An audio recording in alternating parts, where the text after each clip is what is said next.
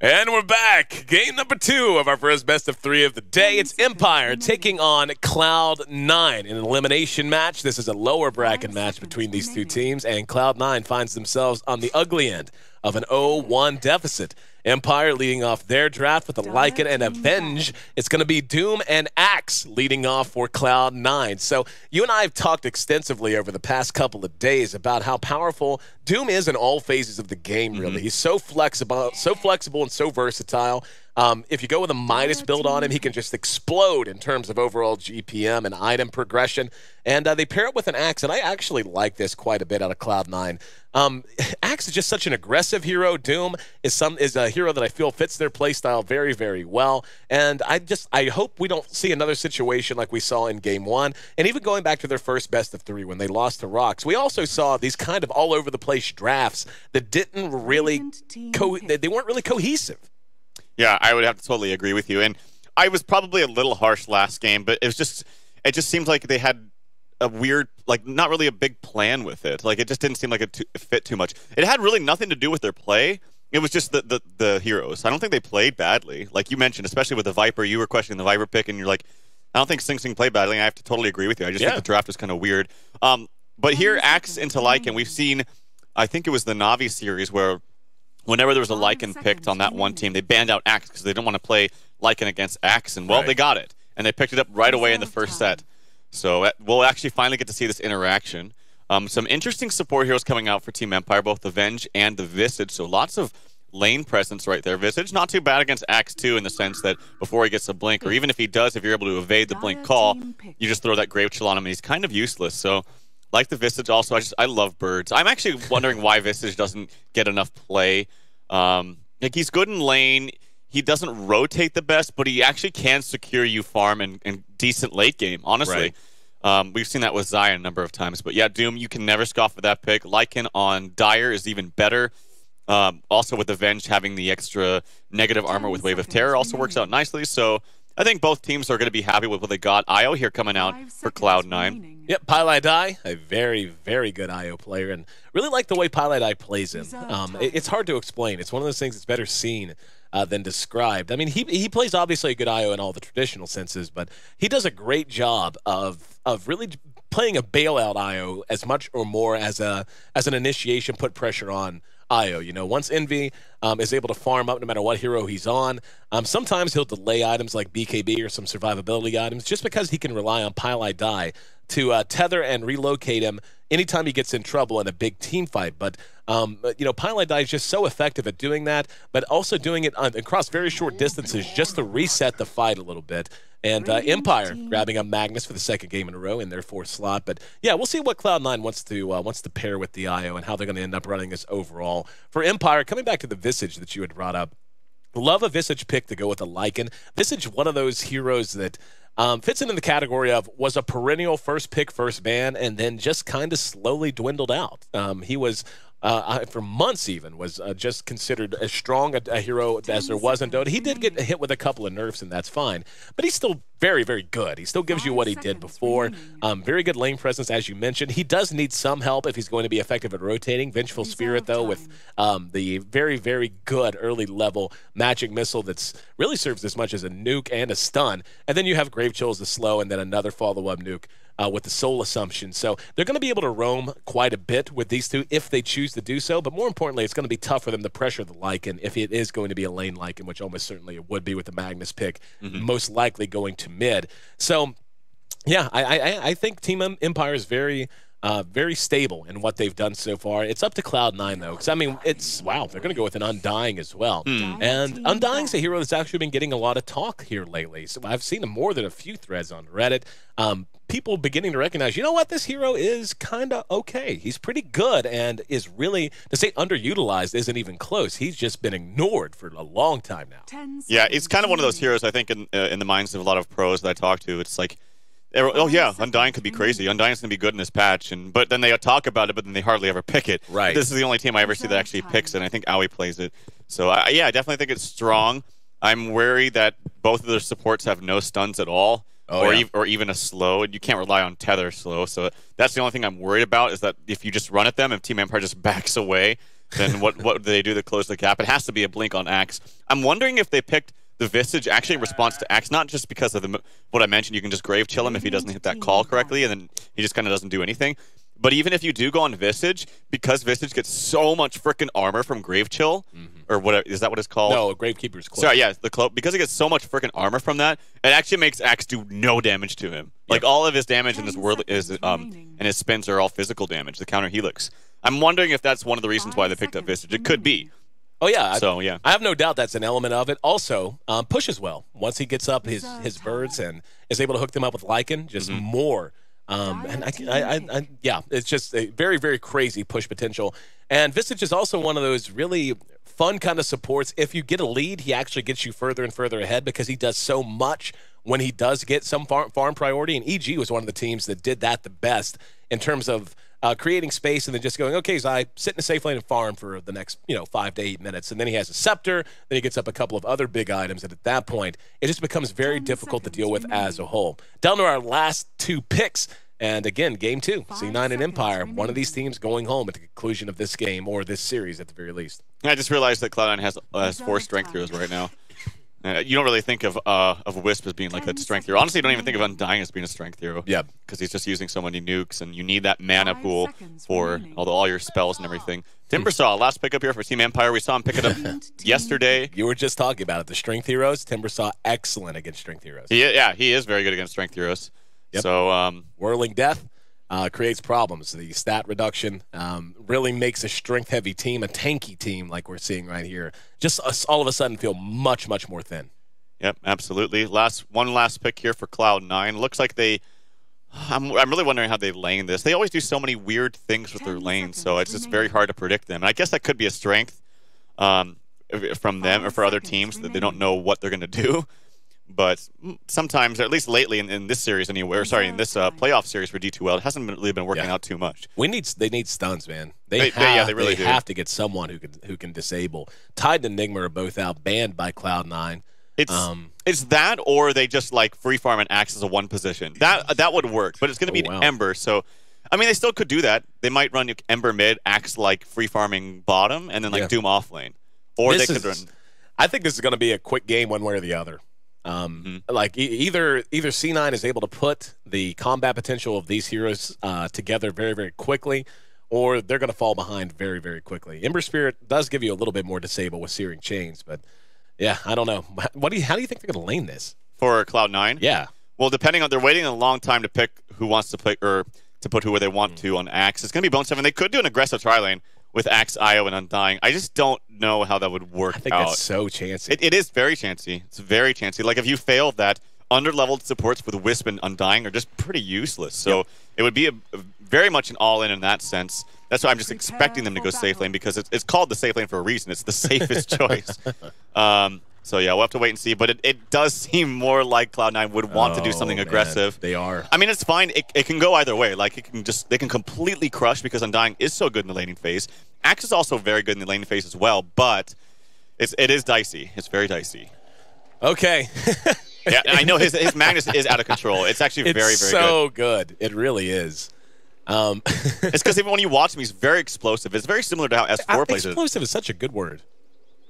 Is that just such a good way to, and you hear that a lot in like traditional sports, but I think you're right. That really is the most. Hang on. Resolution spotted.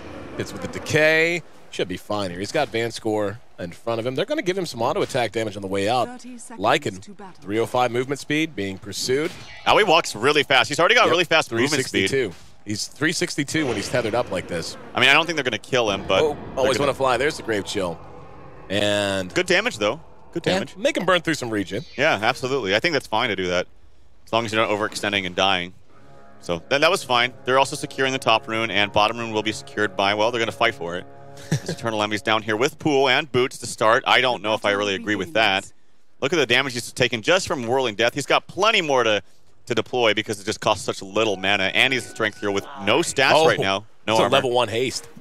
Up top? Yeah. Oh, for Owie. Yep. And let's see if they want to. Oh, Vanscore is kind of split out here. Yeah, they're going to go for it. I don't know why he have that haste. way. He shouldn't run that way. I'm with you. They're going to cut the creeps here, and this is kind of what you had to anticipate.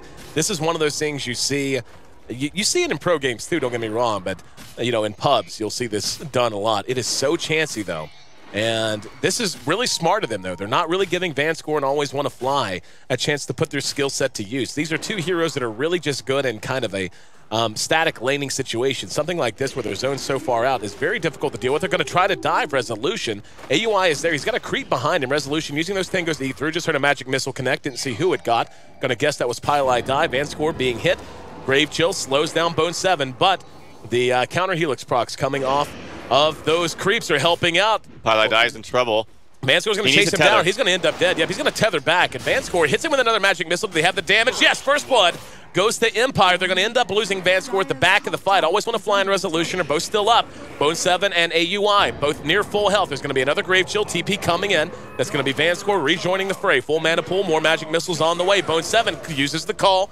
AUI right there with him. Magic missile required. Pylai Die tethers back up as he rejoins the fight. Now Vanscore moving into the woods and being pursued out. Bone 7 took a few tower shots, as does Pylai Die. Vanscore trying to eat his way through. Absolute chaos up here. Pylai Die is going to die again. Vanscore may die again as well, but a lot of damage is being done to Bone 7. They just can't stay on him. AUI is very low at the back of this as well. Has to use Soul Rip to try and heal himself up a little bit. He's level 2.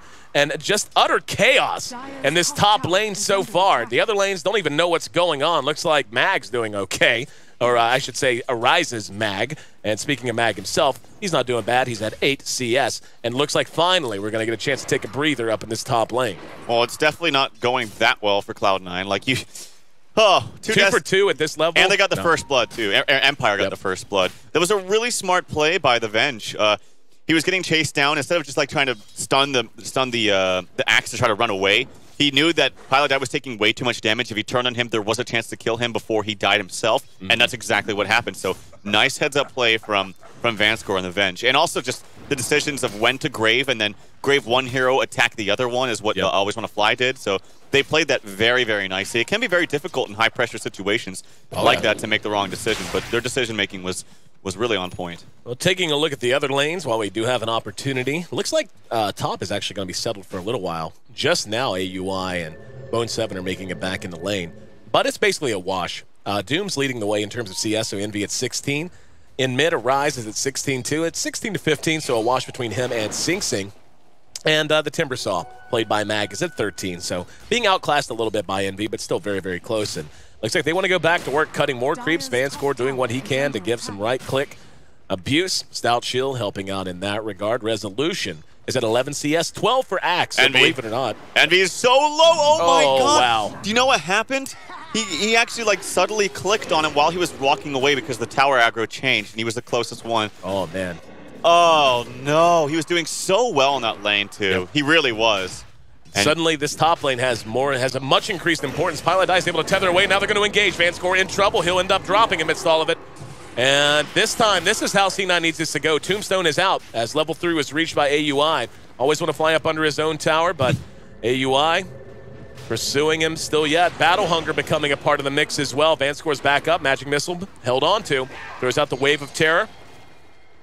And still getting right-clicked a bit. Now Resolution. Yep, there we go. Magic Missile on the AUI. Here comes Bone 7. There's going to be a Grave Chill as well. That was on the AUI, but he's able to make it away. Has a couple of tangos and, of course, Soul Rip to help heal himself back up a little bit. Clarity on Pylai Die, very important at this point. It's 3-3. So Envy ends up giving up a free one at bottom, but for the first time, C9 able to get an unanswered kill in this absolutely chaotic top lane. Resolution's still farming well, though. Like, he's still on par as far as CS goes with the Axe. He's doing a good job out not feeding his wolves away, keeping them near the counter helix procs of Axe. And also, he just destroyed that Tombstone by himself. Like, that was free 75 gold. So I always got to be very, very careful about using that when their focus can't just go to a Tombstone immediately, because that's good gold early on. And C9 now doing a fairly effective... Wow. Oh, gets revenge bottom lane. Doesn't even need the Doom, the ult that is, and gets a nice kill onto the Mag. So that actually makes up for a lot of lost ground that he had when he died first. It's always better if you get the second kill when you come back in the lane, because that hero had more experience than before when you died to him the first time. So nicely done by Eternal Envy. I hate trying to run camera in games like this. No, it's hard. It's really hard. It's just like you want to keep an eye on the top lane, but then you have two melee heroes who are down at bottom, and you're just used to seeing them close to each other, then you end up missing kills. So missed 2 down there, so sorry to the viewership. Up at top, they may take a run at Bone 7 in the meantime. The rotation to mid, not going to bear fruit. There's going to be a magic missile to lead. Always want to fly, has Grave Chill. We'll go ahead and use it. And we're actually going to see, yeah, Resolution's actually just farming. They're just doing this to zone him out and create a little bit of space for the moment. And C9 currently leading in overall gold. Envy, despite his death, by the way, is still atop the CS board. He's at 32. Arise in mid's at 30, and Axe is actually at 30 as well. And Resolution is struggling just a little bit. It's not the end of the world, but he is falling behind. He's at 23 CS, and a few of those are small jungle creeps. So he's actually being outclassed quite a bit. Arise now, moving down the bottom, does not have a rune bottled up. There was a haste. I don't know if he ran by it. No, it just spawned, so he didn't even see it. Looked like he wanted to go down to try and make something happen against Eternal Envy. And if he just moves forward, he'll see that haste rune. And he's level 6, so if he wanted to, he could get that haste rune and come down and RP. Looks like, nope, not even going to check it. And he's just going to skewer and try to RP. Nope, he's going to be forced away because of it. So that's a missed opportunity. Envy throws the Doom out off to Mag, and here comes Sing Sing. RP is there. It will be used, but not before the Timber ends up dead. Vanscore showed up at bottom, and it was actually Sing Sing who picked up the haste rune that time. Now on top, we got another dive. Empire under duress as Bone 7 once again chases them into the jungle. Timber saw his Bob back and is TPing in. He wants to punish them badly for this. Always when a fly's going to drop. Resolution's there. Brings down that tombstone. That's a lot of gold given away, as you had mentioned. Mag, though, is not really accomplishing a whole lot. There's the Chakram on the AUI, so it will end up being a 1-for-1 as they go support for support. And but again, I think it's excellent that you bring up just how valuable that tombstone is. Every time they give that up, that's giving up a lot more than they're really equipped to in this situation. And Mag, he's trying to make more of his buyback, but you just can't. He got 1 kill. It could have been way worse, but I still don't think worth it for the buyback early on like that. And also, I was going to mention, even with Magnetar, I should say, coming bottom, if he didn't come bottom, Envy was just going to destroy Timbersaw himself. Because what he did, I was actually wondering why he wasn't skilling up another point into Devour. He skilled up level death knowing that at level 1 it's a 6 multiplier, and because Timbersaw was level 6, it was actually worth it at the time to get it. You normally never see that. Yeah. It was actually a really smart play because it would have he could have just doomed him, Scorched Earth, attacked once, level death, he's dead. And it actually didn't work out that way because of just Mag coming down, and then nice rotation from Sing Sing with the haste rune. So it was kind of funny, but I just wanted to mention that because it was a really smart heads-up play by Envy. Right. AUI and Always Want to Fly, eyeballing each other down the river. 6-4, C9 maintains the lead. Let's take a look at how things are working out. And yeah, C9 has built themselves a decent little lead. Not a tower down, and still 1,500 gold in their favor. The experience is right there as well. Resolution has finished up his Vlads. It's actually going to be a Vanguard build coming out. Vax don't mind that at all, given they're up against Lycan. That's fine. Yeah, I think it's fine. So, the laning phase, obviously going the way of C9. If you're Empire, what's your adjustment? Well, it's on the back of Lycan farming actually much better than I think he should be. He's avoiding deaths very nicely.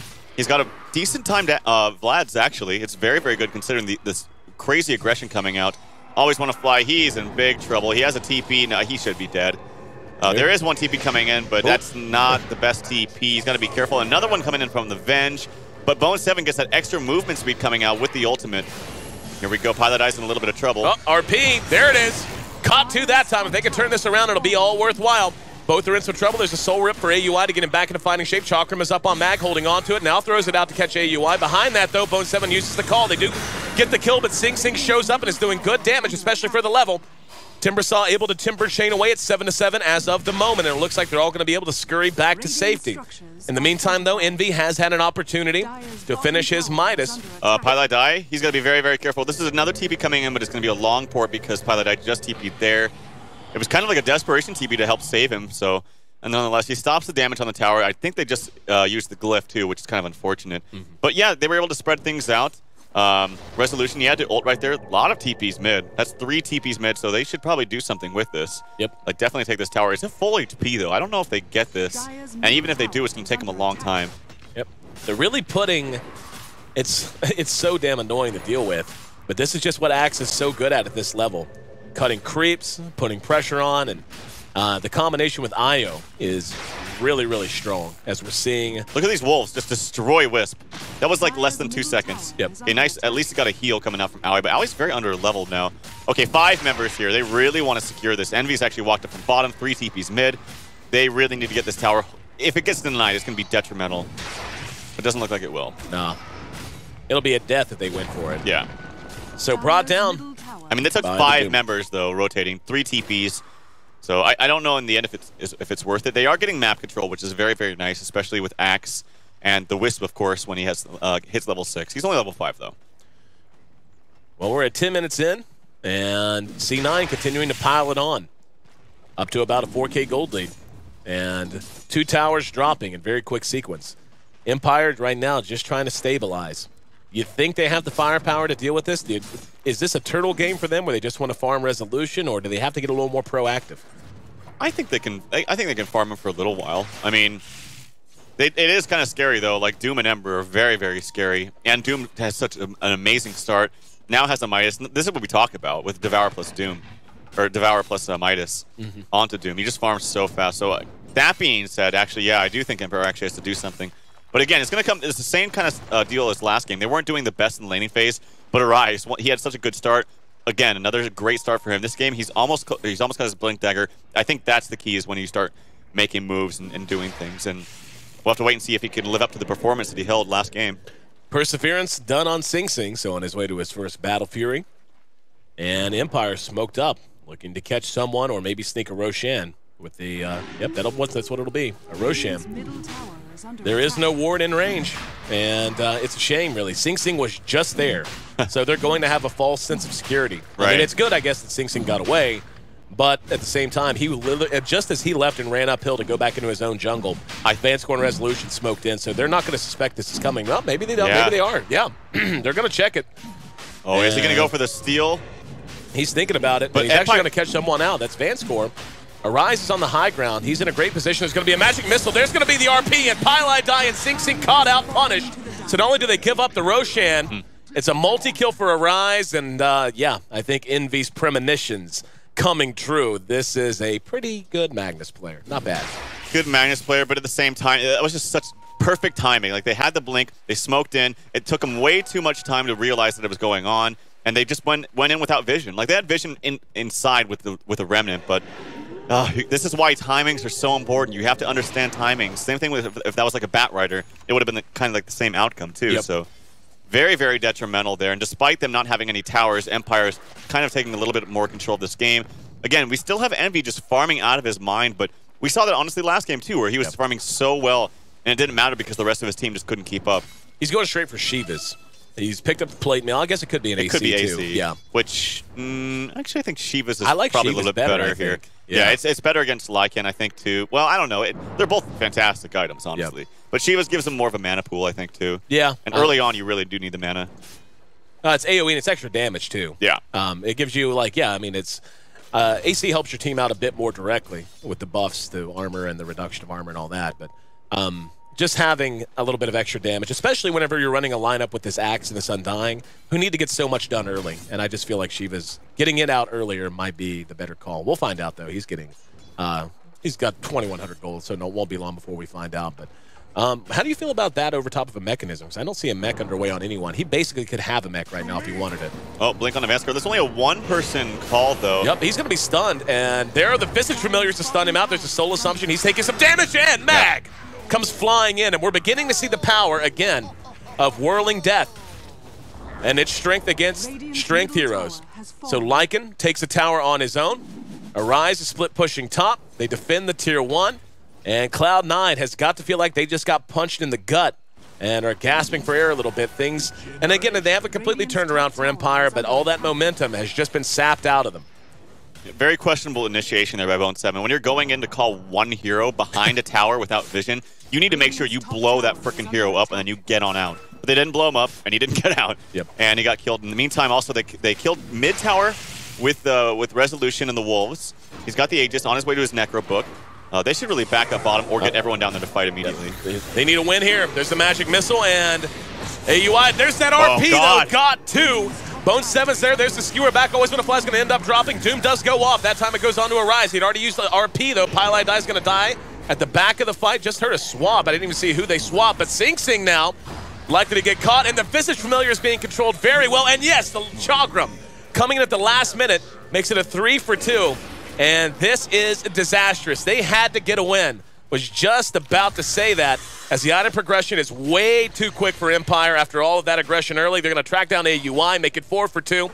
And, okay, there's the mech. Was just going to point that out, too. Mech done on Visage. You almost have a book. No, almost. Hell, after that win, he does have a book.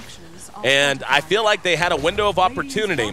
But now the items coming out on Empire are so strong. Looking ahead to the next 10 minutes, and Resolution is going to have his Aegis pop. Doesn't care.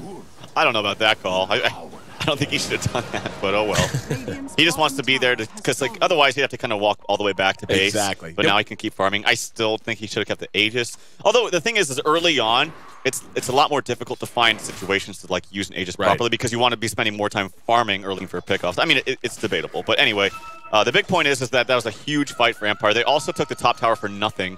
Or Lycan did, and then he ported bottom. So he's spreading out the map. They're catching up in terms of map control and towers. Yeah, it was just a series of bad decisions by Cloud9. Like, just the Roshan was that can be kind of weary because they didn't know quite yet that the mag had the blink. But I really feel like that blink call past the tier 1 tower by Bone 7 was a big mistake. There we go. Resolution caught in the Ancients. They smoked through mid. He's going to go ahead and use the ulti. Tombstone went down. He will be doomed as he tries to make it away. TP This support. is a mech on Visage. They need to mech him.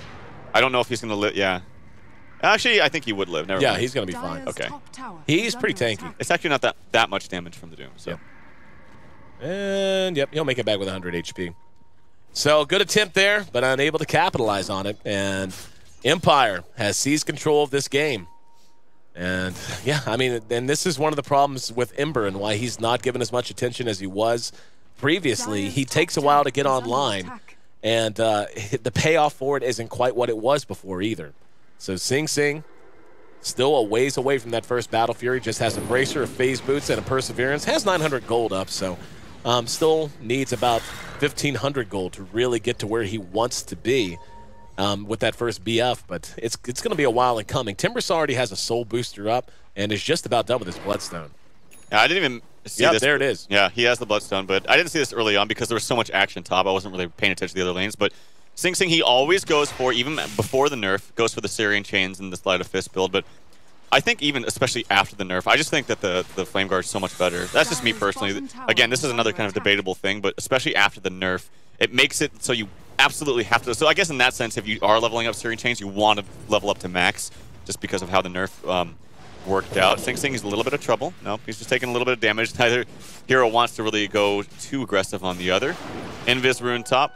We will see Arise pick that up. And yeah, maybe we will see more Timbersaw in general against this tanky metagame. Because this tanky metagame lots of strength heroes. Timbersaw is quite good against strength heroes. Maybe there is something to this Timbersaw pick that we've been seeing Empire pick up a lot. Well, yeah. Well, I think that's kind of been his place and really what the hero is designed to be as much as anything. I mean, he's good in lane.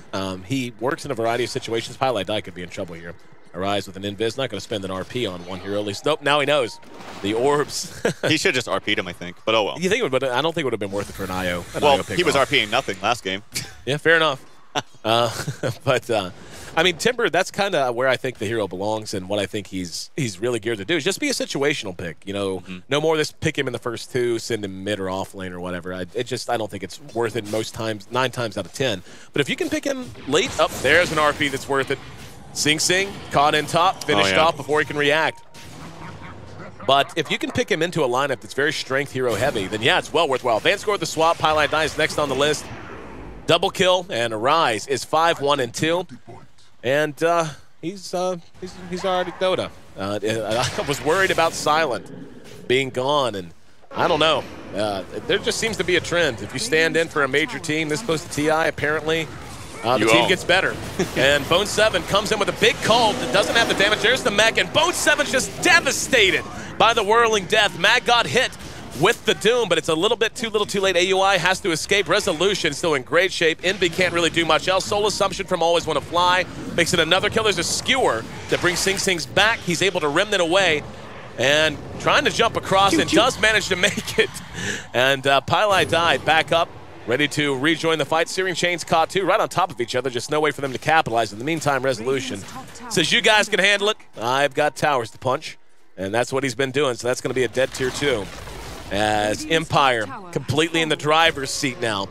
28 kills in 20 minutes. There's going to be a swap, and Envy is going to be dead because of it. Dear Lord, he takes so much damage. Thank God for the overcharge. He might still live. Actually, no, he does live. Ooh, soul assumption cut it a lot closer than he would have liked. And they may, I was going to say, they're going to try to pursue this out. Here we go. Grabbing the familiars while the rest of Empire escapes. But at the bottom of it all, still very costly engagement for C9.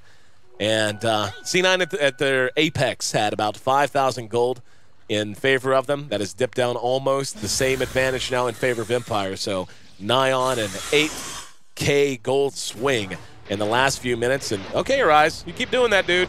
I saw you screw it up last time. I didn't see it. I heard it. He's doing it again? Yes. It's fun because the animation's awesome, and I even like the sound. Yes, and I heard him doing it in mid last time, and he whiffed it. But anyway, tough going for C9. What's the answer, man? Put you in the captain's chair. What are you telling your team, and what's got to be the plan looking ahead? Get a damn item for Sing Sing. He's got no farm. Yeah. He's just got no farm. This Battle Fury is just not going to do anything when it's this late. Yeah. These initiations from both of them, that was a way better one, but it's too late now. The Empire's too tanky now. Yep. If that was before, and you saw he was like so many different heroes, but it just didn't matter because they're just getting too tanky. I did also forget, though, that Visage Birds are not very good against Axe. Like, he's got to be a little bit careful about that, but it doesn't matter. Empire's so far ahead at this point. But yeah, just I would say, take it slow. Maybe just defend in high ground now. I feel like this is the only choice. Get some more key items. BKB onto Envy. It looks like he's what he wants to go for. Get a Battle Fury on Ember. Try to turtle this out as much as possible because their late game is still very, very strong. And their base defense as far as uphill, like Ember, once he does get a Battle Fury, it's actually very strong, but they just need to wait that out. Oh, God. And this is one of the problems about waiting it out against Dire, specifically Dire with Roshan, based lineups like Venge and like Lycan. It becomes too difficult to the point where you can't base defense anymore because they're just going to run in, you spend everything on a hero that has Aegis, or if you don't, then you're just sitting there watching them take your racks. So it becomes a very, very tough situation. I feel like this was just beautifully drafted from Empire, and they did a great job dealing with the top lane pressure because, I mean, make no mistake, C9 won. They should have, and they played it well. But Empire able to keep Resolution up and standing. Resolution still hasn't died this game. He's 1-0-5, despite being a Lycan up against that much lane pressure, and Lycan is not that great in lane, even with good supports like a Venge and a Visage. And at this stage, like you said, I mean, there's the Battle Fury out on Sing, and it'll come in time for the base defense, but they're just so big. And a fresh Aegis up on Resolution has up a Hyperstone to go with it as well. Mag has really just been crushing them, though. He's down to 6 charges on the Bloodstone, and that's not optimum, but we saw just how quickly Bone 7 melted whenever he got hit with the Whirling Death. Right. It's just so hard for them to deal with that. And he's, like, basically it's a situation where they need to doom him. Like, they have to doom the Timbersaw, or he's just going to be a gigantic pain. But there are so many other targets that are problematic in their own way that maybe are deserving of it. But at any rate, they are able to get in a position in time to force Empire back. Empire not wanting to roll the dice quite yet and cracking the tier 3. I think it's a really cool interaction too with, if there are strength heroes, you lower their HP by a significant amount with Whirling Death, so it makes them easier to kill. On top of that, you put the Wave of Terror, so when they're losing all that health because of the Whirling Death and then the Wave of Terror, negative 6 armor, I think. Yep. Yeah, 6 armor. Look at how much damage Lycan's going to do. It's going to be ridiculous. And he almost has an Assault Cuirass. Blink call on the Van score, and wrong place, wrong time for the Vengeful Spirit. Gets off a Magic Missile and a little bit of minus armor. Empire looked like they wanted to converge, but realizing that they're a little too spread out for it. Mag finds himself a Haste Rune in the meantime.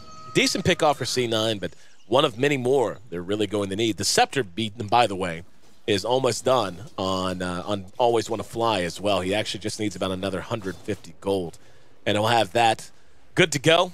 How do you feel about Envy's build? Like we were talking, like the mech is out now, so it's kind of a moot point in the immediate terms, but he could have bought the mech very, very early instead of opting to rush the Shivas out, and they would have had it for a couple of those big fights that really swung this in Empire's favor. Do you think that might have been the right direction to go in retrospect? I think his item build is fine. Yeah. I don't think there's wrong with it. I think he could have gone mech. It would have required him maybe to go for mana boots too, just because Doom does run through a lot of mana.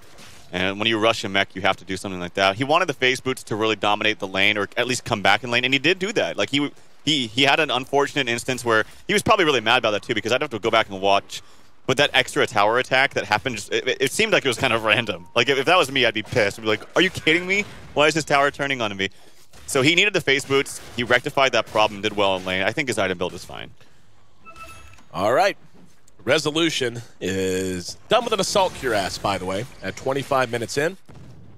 And I just don't know. Like, C9, they have the tools, but this is where you start to see that axe pick really begin to fall off, and you start to see it become problematic. And I don't know, like, it's... C9 just, like, I feel like their draft was much better this game. And I feel like they actually did an excellent job in top lane for the most part. I'm just trying to think where they could have made an adjustment, but honestly, it's not so much they played bad as Empire's just played well, and in particular, a Rise. 6-1-2 on the Magnus. Yeah. And, yeah, I mean, this has just been a great game for them. And I think they look better. They look much better than they did in their first series, by the way. Yeah, absolutely. Yeah, was it just maybe a rocky day for them, or is Fnatic just a new team? I don't know. We'll have to wait and see when they play EG up next. But, yeah, I mean, I have to agree with you. I think Empire played the tri-lane fantastically well. Like, they played it really well. Oh, action here. Yep, RP, actually. Did he whip it? Yeah. Or was it on the... I wasn't really seeing, but it was maybe on Sing, and he just, like, poured it. No, it was on Sing. Okay, yeah, that'll happen. But, oh, well, it's not the end of the world. Those kind of things do happen. Yep. And still totally in control. Although C9 is beginning to turn the gold a little bit more in their favor. They've at least flatlined it, so it's not getting any worse at the very least. Yeah, but as far as the draft, like, okay, one thing, Empire played the tri-lane very, very well. It was a hard tri-lane to kind of play against it, and their positioning and their decision-making about who to go on and who to slow at the same time was very, very on point. I also think that the tri-lane, though, was just kind of weird. Like, I would have liked to see either a different hero other than the Wisp or the Undying. I don't think both of them with Axe worked well. Like, what if they had, like, Shadow Priest instead of Wisp? I think it would have been way better. Right. Like, something to make them, at least slow them down or catch them or synergize a little bit better with the Axe early on. So at least, because if that's your decision to go tri-lane, it's not so much how does Wisp work in the mid-game. It's like, you're tri-laning aggressive. You need to make this work now. And I think Shadow Priest either instead of Undying or I mean, it could have been a different hero, right? That just popped into my head. I think they just needed to do something. But this no stun, no slow, we're just going to run at you and hopefully you kind of mess up. It's not too consistent.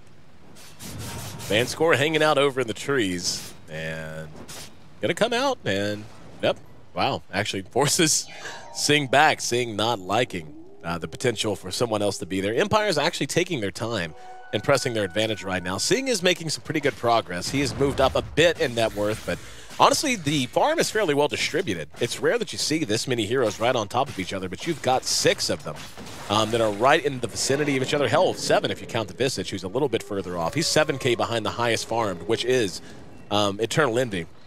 With that Devour Midas combination, Vanscore is going to take a spill here. And yeah, like no doubt about it. Sending 4 and getting the pick. Down at bottom, though, here comes the terror that is the Lycan split push. He's got Book 3, he's got Vlad, he's got Assault Cuirass. There come the creeps, and they've got it back. He's going to have the familiars there to help him, so he forces the glyph out. Now if they can get a kill on him, though, it'll just about be worth it. He's got his ulti, and he's going to use that to escape. He's got a whole team behind him, though, and if he can bait a couple to group up, yeah, they're just going to go for it. Yep. And there's going to be... Oh, no, God. Do you see those birds just die? Yes. That was 500 gold for him, by the way. Yep. Bam, 500 gold.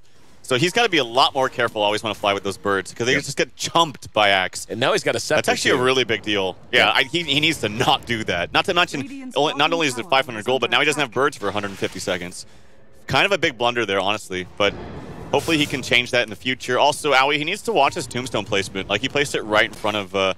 Lycan. Lycan just turned and just killed it. And I think it's 150 gold. It used to be not as much. I could be wrong. I forget how much gold it actually is. I know that it increased last time. But yeah. Anyway, it's a lot of gold. Either way. Well, Roche will be back up in about 30 seconds, give or take. And do you feel like Empire's doing a good enough job in bottling up C9? I actually feel like C9, given the situation, is having a little bit more free reign on the map than might be justified. Yeah, and now that we finally have a Battle Fear up in the Sing Sing, it's just going to exponentially increase his farm, obviously. And it looks like he's going to go for 2. And again, this is what I talked about, just turtle up for high ground, because they actually fight very, very well on high ground, especially when you get a second Battle Fear up on Ember Spirit, which I am assuming he's going for with that second Perseverance. I don't think he'd ever need Linken's this game. Yeah, agreed. It does look like they are going to project a little influence into the Radiant jungle now, at least down into this bottom lane. And this is kind of what I was talking about. Like, Just given how aggressively C9 is able to farm right now, I just feel like they should be punishing this a little bit more. And granted, it's still a very close game. It was a big swing, and they lost a lot of momentum, and by they, I mean C9. But Mag now has a Scepter, a Scythe up of his own, so having the Hex is a pretty big deal. We're going to have a Rise there, and yep, able to get a kill on AUI's Undying as they catch him near the Ancients. Up at top, looks like they want to try to force it back at the very least, as they're going to pressure the top tier 2, or they might just trade it. Roshan, oh, never mind, coming up in 2.5 minutes. I'm still not sure exactly how to read that damn I know, me neither. I knew how to read the other one perfectly. Same. I don't know what everyone was complaining about. It wasn't hard. But anyway. Envy, he's scouting out. I think that's just a pure scouting. Shivas blinks away. I have no idea. Did you see what Aoi was doing in the Ancients? I'm guessing he like picked up an invis and then the book was popped and he was like, oh crap. Yeah, they knew I was. I have no idea. I just saw him amidst 4 heroes inside their Ancients all by himself. Yeah, exactly. It's kind of weird stuff, but 5 members of Empire all chasing, and well, some of them chasing Cloud9 out of their jungle. Cloud9 with some good warding, actually. I think it's you can get into this groove where, God, we're losing, we need defensive wards, but honestly, I feel like when you're losing, you need offensive wards because you need to see as far away from your side of the map where the other heroes are because it gives you a good indication of where I can farm safely. I feel like both teams have warded really well. 3 very aggressive wards out of Empire. Right, yeah. And this is kind of what I was alluding to earlier. They've got these very aggressive wards now. I mean, one's for Roshan, obviously. Then you've got one over here in the jungle and one down here near this bottom lane. And I just feel like they haven't done a great job of bottling up C9 as much as they could have. Is that just a limitation of their lineup, or is that a conscious decision?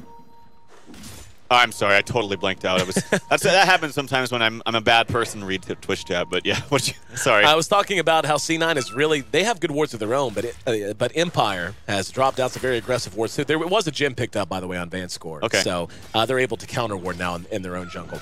But they've had aggressive wards down, and they have been moving around the map, but I feel like C9 has actually been able to get out and onto the map very, very well compared to what you would think they would be able to do, given that Empire has 3 towers up and no outer tier towers remaining for them. Do you think they've done a good enough job of trying to kind of suffocate and take the jungle away from C9 and try to pin them back? And is that a limitation of their lineup?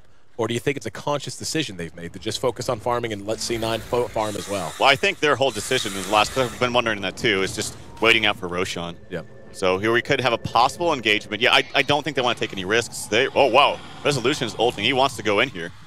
They're very far away, though, and with the tether movement speed, I don't know if they're going to catch him. He really wants this, though. This is a little wishful thinking. Here comes Arise, has a haste rune. Yep, nope, there we go. Arise catching Pilot with the Hex and blowing Io up in very short order.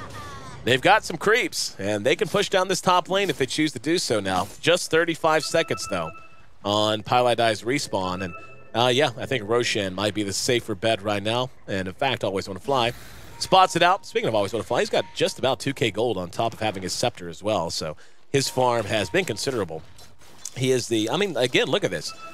Of the 10 heroes on the board, there are 7 of them that are 10K or above, or at least 4 in the case of Always Want to Fly, very, very close to 10K. So right. Very, for the most part, even distribution of farm and a very gold-heavy game on everyone. And it's actually no surprise, Doom and the Lycan, who are tops on the board in terms of overall net worth. But what is surprising is Lycan's been able to keep pace and stay ahead of Envy's Doom, even with, again, the Midas and the Devour. Oh yeah, and then an easy Roshan. They can do this all game, and this is what players are talking about, how Dire is just very, very strong right now. Aegis goes to... I saw denied a tower, and I thought for a second denied the Aegis. I don't know. I was like, dear God, please no. But yeah, Aegis goes to Resolution. You're talking about how he's able to keep up on farm. Always Want to Fly, caught in bottom lane. Mechs through it, gets up the familiars. We'll use them to stun, just trying to buy time. Here comes the Timbersaw with his boots of travel and an RP. And what should have been a big kill instead turns against them. And Resolution's even there to come in and secure one for himself. That's 2 down. Bone 7 down for 60 seconds. His team not sitting back, getting nothing out of it, though, as they take the tier 2 top. Does Bone 7 have buyback? Yeah, everyone does, actually. Everyone except Van's score. So this is, they'll be able to buy back if they need to, but this is going to be a big charge, I think, coming out of Empire now. If you saw, actually, right there at the end, Visage had like 45 armor. This is what I talked about when you go in and do a lot of damage to Visage. All his damage, at least until he gets, yeah, pretty much all his damage is physical. And when you have that much armor, it just doesn't do anything to him. And Aoi, this is this Undying pick that's not working out as we approach the mid to late game when they're not snowballing. Big push bottom. Oh, wow. They glyphed a little too late. And Sing swapped out. Here's Envy. Does doom Resolution, but Resolution has the Aegis, so he dooms the hero with the Aegis. Vanscore throws up the magic missile. Here's Resolution right back up. Ulti back up at 25 seconds. Just going to work. Chopping wood. Using the Abyssal to lock one down and bring him down. Here's Bone 7 going in with the call, hoping he can get something done. Gets one Coaling Blade off, but it's not going to be enough. Buyback necessitated out of Eternal Envy. If they can keep the racks up, this game will keep going. But even that might be tough. He gets a level death off on the Resolution, does good damage. Mag's right there on top of him, though. Here comes Always Wanna Fly, hits him with the Grave Chill. And yeah, they're going to re-engage. There's the ulti and the mech to get Resolution back into fighting shape. And down he goes. AUI. Oh, yep, there we go. He actually passed him the cheese. Yeah. Yep, he passed him the cheese. And there's the celebration RP. As it looks for all the world that Empire is going to be knocking down C9. As they clear out bottom racks, go to work now on the mid. That'll be the melee gone. This will be the ranged. And with a Lycan, and a Lycan this far ahead, and with a Mag, you can crack high ground so efficiently. I don't know. Yeah, even if they could keep these standing, I don't think this game could go on much longer. This is going to be most likely your GG. They're chasing it out. There's an RP on the Sing. Sing Pilot died, tried to really relocate and save him. There it is. G. So C9, who came in confident that they were going to go deep into the D2L Western Challenge playoffs, goes out in straight sets, dropping their first series in an upset by Rock's Kiss, falling to the lower bracket, meeting Empire, and dropping 0-2. What a series of games for Empire, but more importantly, what a day it's been for Arise. Yeah. Standing in for Silent, who was unable to be a part of this series because of travel, visa issues, etc. And yeah, I think they got everything they needed out of the stand-in. They really did. It's going to be funny to see too. Again, I don't know. I'm in the dark as much as you as far as if he's going to play, for their series. But if he does, I would not be surprised in the slightest to see Magnus banned out, which is really cool to see stand-ins like performing at this level and getting respect bans from other teams. Talk about Excalibur, people banning out the Meepo and the Tinker and things like that for him. So yeah, just excellent performance from Arise in both games. Had a lot of fun, you could tell. Just was very explosive with his decision making, and I think you have to be on a hero like Magnus, a big playmaker like that. There's no half-assing that's involved. You have to just make a decision. Sometimes you whiff an RP. We saw it before. That's okay. Like it's better to be more deliberate than I think to be a little bit scared and hesitant, because your team is trying to trust you, and as an initiator, you need to be deliberate. So very, very well played by Rice. Better lanes, a better draft this time by C9. Still kind of question Io and Undying together as a unit. I also don't think the Ember Spirit just had much of an impact this game. He didn't do that well mid. He was actually lower on CS than Magnus early on. And yeah, I just think overall I just didn't feel his presence too much, to be honest. No, I'm right there with you. And I really like the thought process of C9 going, okay, there's a Lycan, and what do you do with a Lycan? You push him around in the laning phase, just what you do. But the way they went about it, and there's something to be said for an unorthodox approach or for a hyper-aggressive approach, and theirs was definitely both of those. But the Undying, just like you said, didn't work out. I feel like they could have slid in just about any other support, and they could have gotten just about as much. Because one of the big strengths of Undying in particular in that situation is you get a level or two, then you get Tombstone.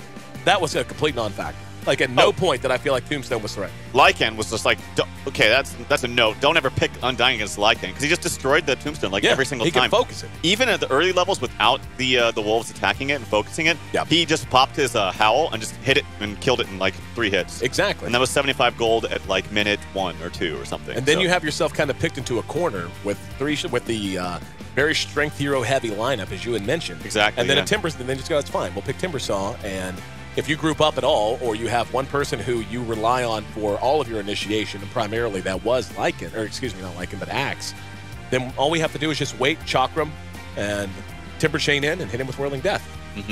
But yeah, this is definitely a disappointment for C9 and C9 fans, as coming off of a second-place finish at DreamHack, you had to consider them one of the favorites to make it deep into if not the upper bracket, at least into the tournament as a whole. But again, 2 straight losses and 2 straight best-of-3s. And C9 joins Rock's Kiss as our 2 5th, 6th place finishers.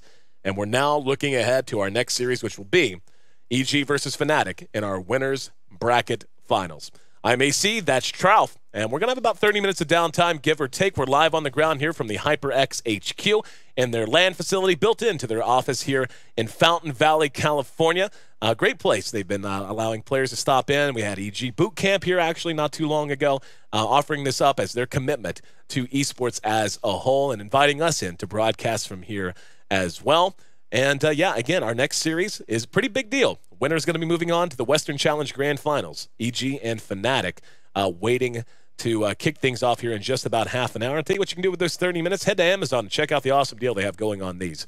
Love the headset. I actually use it in the office. We have a variety of different audio gear there. Usually, I end up using that one. It's the one I keep at my desk, and usually, very well worth the price tag on it. But that price tag cut in half, and you can find that deal on Amazon as well. You going to buy a set? You said you love them, and now you have no excuse. You're on camera. I'm putting you on the spot. Well, I actually probably should because my headset's like almost broken anyway. Right. But yeah, no, they are really nice. They're really comfy, and they're not completely soundproof, but they're pretty damn close. Yeah. Like it's pretty nice. For headphones that aren't marketed as being that's purely what I mean. soundproof. Yeah, that's what I mean. Yeah, they're surprisingly good in that regard. So especially if you're into very comfortable, high-quality audio and a decent amount of soundproofing, definitely look into the HyperX Cloud. Again, search that on Amazon. You can find a big deal going on it for the next few days. Again, our next series will be EG versus Fnatic here at the D2L Western Challenge. I'm AC, that's Trout. Find us both on Twitter, at AC, at AYESEE, and at Tralfdota, TRALFDOTA.